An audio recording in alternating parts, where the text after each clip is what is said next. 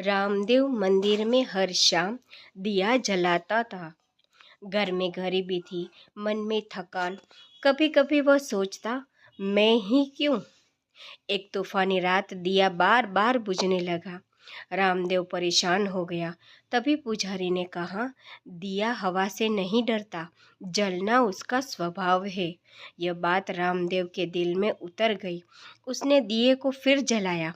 हाथ में ढककर दिया कांपा, पर बुझा नहीं। उसी रात रामदेव ने समझा, जीवन की हवा तेज हो सकती है, पर अगर उद्देश्य साफ हो तो इंसान टूटता नहीं। अगले दिनों में उसने शिकायत छोड़ दी। मेहनत वहीं थी, हालात वहीं थे, पर सोच बदल गई। शांति लोगों को दिखने लगी। रामदेव जान गया, रोशनी बाहर नहीं, भीतर जलती है। कहानी पसंद आए तो चैनल को लाइक, सब्सक्राइब और कमेंट करना ना भूलें। Thank you for watching.